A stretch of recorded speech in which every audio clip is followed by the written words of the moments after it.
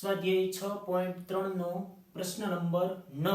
હવે આ પ્રશ્નમાં આપણને જે દાખલો આપેલો છે એની રકમ આપણે પહેલા તો જોઈએ. 4, 9 અને 10 વડે નિશેષ ભાગી શકાય તેવી નાનામાં નાની પૂર્ણ વર્ગ સંખ્યા શોધો. આ કેવી રીતના ગોતવી? હવે આપણને તો કંઈ ખબર જ નથી પડતી આ રકમમાં કેવા હું માંગે છે. તો હવે આમાં શું કરવાનું? તો પહેલા રકમને વ્યવસ્થિત જો શું કહેવા માંગે છે. 4, 9 અને 10 વડે નિશેષ ભાગી શકાય તેવી નાનામાં નાની પૂર્ણ વર્ગ સંખ્યા શોધો. હવે કોઈ પણ સંખ્યાઓ વડે ભાગી શકાય તેવી નાનામાં નાની સંખ્યા એટલે શું? તો કે આપણે ધોરણ 7 ની અંદર ભણી ગયા લસા ગુસા. યાદ હોય તો તમને લસા એટલે શું? લઘુત્તમ સામાન્ય અવયવી અને ગુસા એટલે શું? ગુરુત્તમ સામાન્ય અવયવ. બરાબર. તો અહીંયા આપણે શું કરવું પડશે? તો કે 4, 9 અને 10 વડે નિશેષ ભાગવાનું છે એટલે 4, 9 અને 10 નો શું કરવો પડશે? લસાઅ લેવો પડશે. તો અહીંયા આપણે એક વસ્તુ યાદ રાખવાની. આવો આગળ બીજો પણ દાખલો છે એ પણ જોઈએ આપણે. આ બે દાખલામાં આપણે એક વસ્તુ શું યાદ રાખવાની છે કે આવા કોઈ પણ દાખલાઓ આવે તો અહીંયા હું એક લીટી લખી દઉં છું. બરાબર. તમે પણ નોટ ડાઉન કરી લેજો કે કોઈ પણ સંખ્યાઓ વડે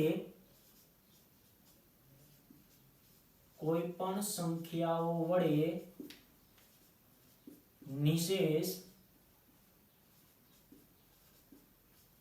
ભાગી શકાય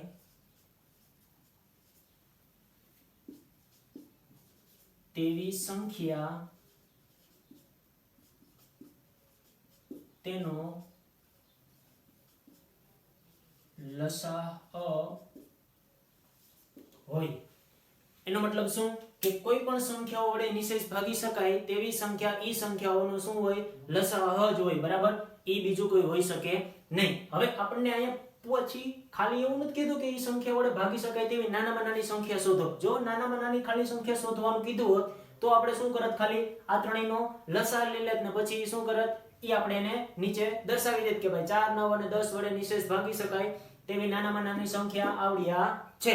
પણ આપણે અહીંયા પૂર્ણ વર્ગ સંખ્યા ગોતવાની છે. હવે જો અહીંયા પૂર્ણ વર્ગ સંખ્યા ગોતવાનું કીધું તો એનો મતલબ એમ કે આપણને જે સંખ્યા મળશે ઈ સંખ્યાના બધા અવિભાજ્ય અવયવની બબ્બેની જોડી બનતી હોવી જોઈએ.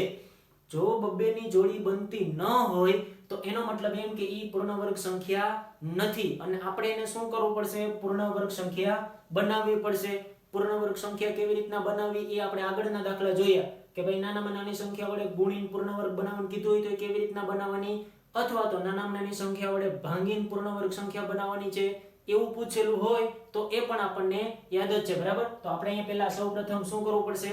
4, 9 અને 10 નો લસાઅ લેવો પડશે.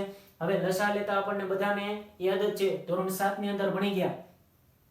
તો આપણે અહીં લખીએ એક લીટી 4, 9 અને 10 નો લસાઅ લેતા. તો આપણે અહીં લખીએ 4, 9 અને 10. હવે આ બધાનો લસાઅ આપણે કેવી રીતના લેવાનો? તો કે બધાનો લસાઅ આપણે સીડી પાડીને જ લેવાનો છે. કેવી રીતના? તો કે પહેલો અંક આપેલો છે 4. તો આપણે જોઈએ 4 ને આપણે 2 વડે નિશેષ ભાગી શકીએ. તો કે હા, 4 નો આપણે ભાગાકાર 2 વડે નિશેષ ભાગી શકીએ. હવે આમાંથી 2 વડે જેટલી સંખ્યાનો ભાગાકાર થાય ઈ સંખ્યાનો ભાગાકાર કરીને આપણે જવાબ નીચે લખતા જશું અને જે સંખ્યાને 2 વડે નહીં ભાગી શકાય ઈ સંખ્યાને એના એ જ સ્વરૂપમાં આપણે લખશું. તો અહીંયા જોઈએ 4 નો ભાગાકાર 2 વડે કર્યો, 2, 2, 4. હવે 9 નો ભાગાકાર 2 વડે થાય નહીં તો 9 ને શું કરવાનું? એમનેમ રાખવાના. પણ 10 નો ભાગાકાર 2 વડે થાય 5, 2, 10. તો એનો ભાગાકાર કરીને લખી નાખવાનો 5, 2, 10. હજી અહીં આપણી પાસે શું છે? 2 છે. તો એક સ્ટેપ આપણે લખવું પડશે. 2, 1, 2. 9 વડે ન થાય, 5 વડે ના થાય તો 9 ને 5 એની એ જ સ્થિતિમાં, મતલબ કે એમનેમ. હવે શું કરવું પડશે? 3 વડે 9 નો ભાગાકાર કઈ સંખ્યા વડે થાય? 3 વડે થાય. તો 3, 3, 9. બરાબર. પછી આ એકને કઈ નીચે લખવાની જરૂર છે નહીં. હવે આ લાઈનનું કામ પૂરું. અહીંયા સુધીને જ આવશે. હવે આપણે શું કરવું પડશે? 3, 3, 9. 5 નો ભાગાકાર 3 વડે થાય નહીં તો 5 એમના એમ જ. હજી અહીંયા 3, 1 છે તો 3, 1, 3. હવે અહીંયા શું કરવું? 5 ના 5 એમના. હવે અહીંયા શું કરવાનું થશે? 5 નો ભાગાકાર 5 આરે થાય એટલે 5, 1, 5. જે સંખ્યાનો ભાગાકાર થઈ ગયો અને ભાગ હાલે એવું નથી તો ત્યાં શું કરવાનું, એની જ સંખ્યા વડે એનો ભાગાકાર કરી નાખવાનો અને એ આપણું છેલ્લું સ્ટેપ, બરાબર. તો હવે આપણને 4, 9 અને 10 નો લસાઅ મળ્યો, તો આપણે લખીએ 4, 9 અને 10 નો લસાઅ બરાબર શું થાય, 2 ગુણાકારમાં 2 ગુણાકારમાં 3, 2 ગુણાકારમાં 2 ગુણાકારમાં 3 ગુણાકારમાં 3 ગુણાકારમાં 5. હવે આ બધાનો ગુણાકાર કરીએ, 5 ગુણ્યા 3 એટલે કે 15, 15 તેરી 45, 45 ગુણ્યા 2 એટલે કે 90, 90 ગુણ્યા 2 એટલે કે 180. હવે અહીંયા આપણે જોઈએ 180 એ પૂર્ણ વર્ગ સંખ્યા છે કે નહીં, તો આપણે જે ઉપર લખ્યું એ 180 ના અવયવ જ થાય કે નહીં, તો એના અવયવની આપણે જોઈએ બબેની જોડી બને છે કે નહીં, નહીં. અહીંયા આપણે 2 અને 3 ની જોડી બની ગઈ પણ 5 ની જોડી બનતી નથી. હવે આપણે આને પૂર્ણ વર્ગ સંખ્યા બનાવવી હોય તો શું કરવું પડશે, તો કે આમાં આપણે 5 વડે એનો ગુણાકાર કરવો પડશે. જો આપણે આ અવયવોને 5 વડે ગુણી નાખશું તો આ સંખ્યા બધી સંખ્યાનો ગુણાકાર કરશું એટલે કેવી સંખ્યા બની જાય, પૂર્ણ વર્ગ સંખ્યા બની જાય. તો આપણે અહીંયા દર્શાવવું પડશે કે 180 એ પૂર્ણ વર્ગ સંખ્યા નથી. જો 180 એ પૂર્ણ વર્ગ સંખ્યા નથી, હવે 180 ને 5 વડે આપણે ગુણાકાર કરશું એટલે એ કેવી સંખ્યા બની જશે, પૂર્ણ વર્ગ. તો અહીંયા એવું પણ લખવું પડશે 180 ને 5 વડે ગુણતા તે પૂર્ણ વર્ગ બનશે. તો 180 ને આપણે 5 વડે ગુણાકાર કરશું એટલે શું મળશે, તો કે 180 ગુણ્યા 5, તો 180 ગુણ્યા 5 એટલે કે 900. તો 900 એ કેવી સંખ્યા છે, પૂર્ણ વર્ગ સંખ્યા છે. તો આપણને જે જવાબ માંગેલો છે એ શું થયો, અહીંયા મળી ગયો. તો નાનામાં નાની પૂર્ણ વર્ગ સંખ્યા 900 જ છે કે જેનો ભાગાકાર તમે 4, 9 અને 10 વડે કરો તો તમને શેષ શું મળે, શૂન્ય મળે. તો તેથી આપણે એમ લખાય કે આમ માંગેલ પૂર્ણ વર્ગ સંખ્યા 900 છે, બરાબર. જો ના ખ્યાલ આવ્યો હોય તો પાછો આ વિડિયો રિપીટ કરો અને પાછો પહેલેથી વિડિયો જોવો, બરાબર, જેથી તમને આ આખા દાખલાનો ખ્યાલ આવી જાય, બરાબર. હવે આગળનો દાખલો પણ આના જેવો જ છે, તે પણ હમણાં આપણે જોઈએ. પણ જો આ દાખલો ન સમજાણો તો આગળનો દાખલો પણ નહીં જ સમજાય. તો પહેલા આ દાખલો આખો વ્યવસ્થિત સમજો અને પછી જ આગળનો દાખલો તમે સમજવાની ટ્રાય કરજો. એના પછીનો દાખલા નંબર 10. આ દાખલો જે આપણે આગળનો દાખલો હમણાં જોયો એના જેવો જ સેમ કોપી છે, બરાબર.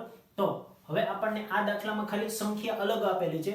પહેલા દાખલામાં આપણને 4, 9 અને 10 આપેલી હતી અને આ દાખલામાં આપણને 8, 15 અને 20 આપેલી છે, બરાબર. તો આપણે પહેલા સૌપ્રથમ શું યાદ રાખવાનું છે કે કોઈ પણ સંખ્યા વડે નિશેષ ભાગી શકાય તેવી નાનામાં નાની સંખ્યા, તે સંખ્યાઓનું શું હોય, લસાઅ જ હોય, બરાબર. તો આપણે અહીંયા 8, 15 અને 20 નો સૌપ્રથમ શું કરવું પડશે, લસાઅ લેવો પડશે, બરાબર. તો આપણે અહીંયા લસાઅ લઈએ તો 8, 15 અને 20 નો લસાઅ લીધો તો આપણને કેટલો મળ્યો, 120. કેવી રીતના, તો કે પહેલા અહીંયા 2 વડે ભાગાકાર કરીને જોયું, પછી 3 વડે ભાગાકાર કર્યો અને પછી છેલ્લે 5 વડે ભાગાકાર કર્યો.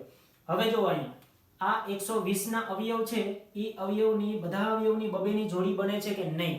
તો આપણે અહીં જોઈએ તો 120 ના જે અવયવ છે એમાં ખાલી એક જ જોડી બને છે. કોની, ખાલી બગડાની. આ બાકીના જે 3 અવયવ છે એ 3 અવયવની જોડી બનતી નથી. જો આ 3 અવયવની મારે જોડી બનાવવી હોય તો અહીંયા શું કરવું પડશે, તો કે આ 3 સંખ્યાઓ વડે આ અવયવને આપણે ગુણવા પડશે. જો આ અવયવોને મતલબ કે આ 120 ના બધા અવયવોને હું 2, 3 અને 5 વડે ગુણી દઈશ તો અહીંયા બગડાની જોડી બની જાય, 3 ની જોડી બની જાય અને 5 ની જોડી બની જાય. એનો મતલબ એમ કે પછી આખા બધા અવયવોનો ગુણાકાર કરશું એટલે આપણને જે સંખ્યા મળશે કેવી સંખ્યા મળશે, પૂર્ણ વર્ગ સંખ્યા મળશે, બરાબર. પણ 120 છે એ પૂર્ણ વર્ગ સંખ્યા નથી. તો આપણે અહીંયા લખેલું છે જો 120 એ પૂર્ણ વર્ગ સંખ્યા નથી. શું કામ નથી, કેમ કે આપણે અહીંયા જોયું કે 120 ના જે અવયવ છે એ બધા અવયવની જોડી બનતી નથી. એટલા માટે આપણે અહીં કીધું કે 120 છે એ પૂર્ણ વર્ગ સંખ્યા નથી. પરંતુ જો આપણે 120 120 ને પૂર્ણ વર્ગ સંખ્યા બનાવી હોય તો 120 નો આપણે 2, 3 અને 5 વડે ગુણાકાર કરશું તો એ પૂર્ણ વર્ગ સંખ્યા બની જશે. તો આપણે શું કરવું પડશે? 120 નો 2, 3 અને 5 વડે ગુણાકાર કરવો પડશે. 120 નો 2, 3 અને 5 વડે તમે ગુણાકાર કરશો એટલે આપણને જવાબ મળશે 3600, મતલબ કે 3600. અને 3600 છે એ કેવી સંખ્યા થશે? પૂર્ણ વર્ગ સંખ્યા થશે. જો આવા દાખલામાં તમને ખાલી એટલું જ પૂછેલું હોય કે આમાં પૂર્ણ વર્ગ સંખ્યાની જરૂર નથી, મતલબ કે તમને ખાલી રકમમાં એટલું જ પૂછેલું હોય કે નિશેષ ભાગી શકાય તેવી નાનામાં નાની સંખ્યા શોધો. જો પૂર્ણ વર્ગ ન કીધેલું હોય તો, જો ખાલી નાનામાં નાની સંખ્યા શોધવાનું કીધું હોય તો એ આપણને મળે 120, અને પૂર્ણ વર્ગ સંખ્યા શોધવાનું કીધું હોય તો એ આપણને મળે 3600. બરાબર. સેમ આગળના દાખલામાં પણ એવું જ છે. જો નાનામાં નાની સંખ્યા ખાલી શોધવાનું કીધું હોય તો આપણને જે સંખ્યા મળી હતી, કઈ સંખ્યા મળેલી હતી? તો કે એ આપણે જોયું કે અહીંયા આપણને લસા લીધો તો લસાની અંદર આપણને જે સંખ્યા મળી હતી એ પૂર્ણ વર્ગ સંખ્યા હતી નહીં, મતલબ કે લસાની અંદર આપણને મળ્યા હતા 180. તો 180 પૂર્ણ વર્ગ સંખ્યા નહોતી, પરંતુ 180 ને આપણે કઈક સંખ્યા વડે ગુણાકાર કર્યો હતો. કઈ સંખ્યા વડે? 5 વડે. જો ખાલી નાનામાં નાની સંખ્યા પૂછેલી હોય તો 180 આવે, પરંતુ પૂર્ણ વર્ગ સંખ્યા પૂછેલી હોય તો 180 ના બધા અવયવોની શું કરવું પડશે? જોડી બનાવવી પડશે. એવી રીતના અહીંયા 120 ના બધા અવયવોની આપણને પૂર્ણ વર્ગ સંખ્યા પૂછ્યું છે તો 120 ના બધા અવયવોની આપણે શું કરવું પડશે? બબ્બેની જોડી બનાવવી પડશે. બબ્બેની જોડી ન બનતી હોય એવા અવયવો સાથે 120 નો શું કરવાનો? ગુણાકાર. એટલે 120 એ પૂર્ણ વર્ગ સંખ્યામાં પછી ફેરવાઈ જશે. તો હવે અહીંયા આપણને નવી સંખ્યા મળી 3600. તેથી આ સંખ્યા છે એ શું છે? પૂર્ણ વર્ગ સંખ્યા છે. અને આ જ આપણને પૂછેલું હતું કે પૂર્ણ વર્ગ સંખ્યા શોધો. તો આમ આપણે માંગેલ સંખ્યા કઈ છે? 3600. બરાબર. આ દાખલો અને એની આગળનો દાખલો, બે દાખલા બહુ ઇમ્પોર્ટન્ટ, મતલબ કે આઈએમપી દાખલા તમે કહી શકો એવા દાખલા છે, અને આ દાખલા તમારે આગળના ધોરણમાં પણ ઉપયોગી છે. બરાબર.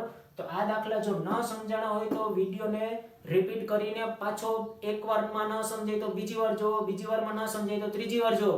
જો 3 વખત મોટો વિડીયોની અંદર મગજ શાંત રાખીને જોશો એટલે બે દાખલા વ્યવસ્થિત સમજાઈ જશે. બરાબર. અને વ્યવસ્થિત પાછા તમારે તમારી મેળે પણ ટ્રાય કરવાની છે. એક વખત આમાં સમજી લ્યો, પછી તમારે તમારી મેળે તમારી બુકમાં હાથે ટ્રાય કરવાની છે અને પછી ચેક કરવાનું છે કઈ ભૂલ છે કે નહીં. બરાબર. જો વ્યવસ્થિત જોશો એટલે બધા દાખલા સમજાઈ જશે. બરાબર. ના સમજાય તો પાછો વિડીયો પોઝ કરીને રિપીટ કરી લેવું.